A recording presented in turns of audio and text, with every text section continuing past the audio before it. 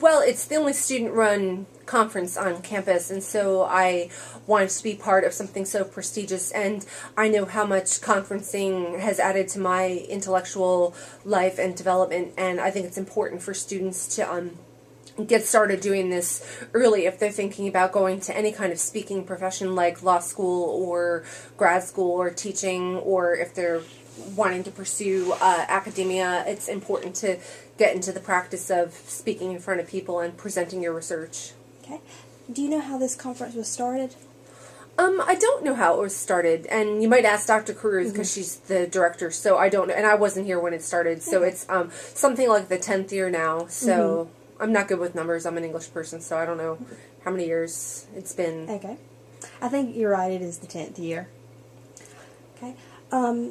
Can you tell me a little bit about the guest speaker? Why were you drawn to this guest speaker? Why did you want to get her to speak?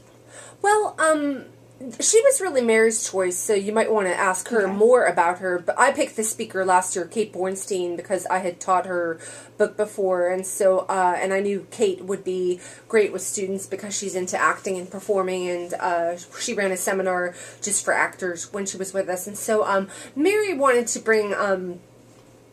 Peggy was on a short list, and she was the most expensive of all the speakers, if that's a good soundbite. I don't know if not, because she wasn't my choice. It was Mary's year to pick her, but she liked what she could do in particular for faculty members, because she runs seminars for faculty members about teaching about white privilege and race and gender, and so she's going to have a special seminar. I believe it's a luncheon with just the faculty members, and so she thought it would be a good way to get faculty members involved. And there was a woman, I believe her name was Jessica Valenti, and she writes on virginity, unless I have her confused with someone else, but she was also on the short list. So hopefully Mary worked to pick the speaker this year, so I'll be picking the speaker for next year. I think we've decided, and this is only the second time I might mention that we had a speaker. So last year I decided to jazz up the conference by having a speaker, because I'm like, well, if we're going to have a real conference, let's bring in somebody who's internationally known, which both Kate and Peggy are. So